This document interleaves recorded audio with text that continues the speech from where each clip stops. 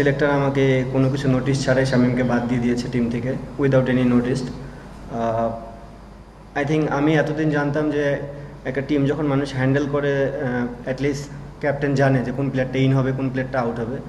আমি শামীমরে বাদ হওয়ার পিছনে কোনো রিজন আমি দেখি না। আয়ারল্যান্ডের সঙ্গে আমাদের টি-20 সিরিজ, এই সময় আসলে আমাদের মূল ফোকাসটা মাঠে এবং খেলার মধ্যেই সীমাবদ্ধ থাকা উচিত।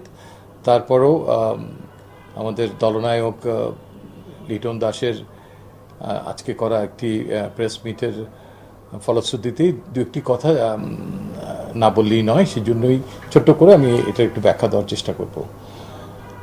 ইনফ্যাক্ট আয়ারল্যান্ডের সঙ্গে এই টি-20 দলটা ঘোষণা করার আগে আমরাও কোচ এবং ক্যাপ্টেনের সঙ্গে খুব সংক্ষিপ্ত একটা বৈঠক করেছি। শামীম হোসেন পাটোয়ারির কে নিয়ে দলনায়ক কতটুকু সন্তুষ্ট, তার কি ভাবনা এই আসন্ন স্কোয়াডে শামীমের অবস্থানকে ঘিরে, সেটা জানতে চাইলে ইয়েস, লিটন দাস কুমার তিনি নিজে বলেছেন যে তিনি শামীম হোসেন পাটোয়ারিকে দলে দেখতে চান, রাখতে চান আইরিশ টিমের এগেনস্টে।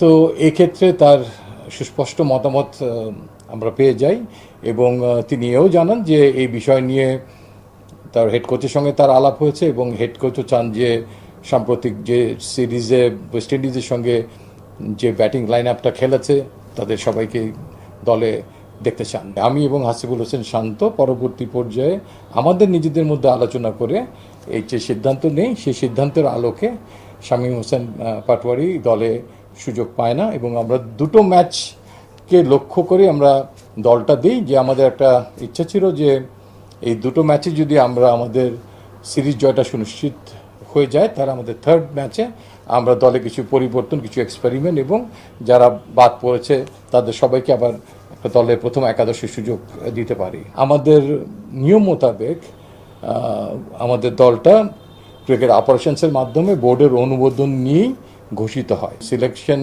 কমিটির একটা এখতিয়ার আছে। সিলেকশন কমিটি সবসময় দলনায়ক এবং কোচের সঙ্গে একই সহাবস্থানে সময় নাও থাকতে পারে কোনো খেলোয়াড়ের ব্যাপারে, এবং সেখানে কোনো অনুমতি নেওয়ারও প্রয়োজন নেই। আমরা we are accountable to the board.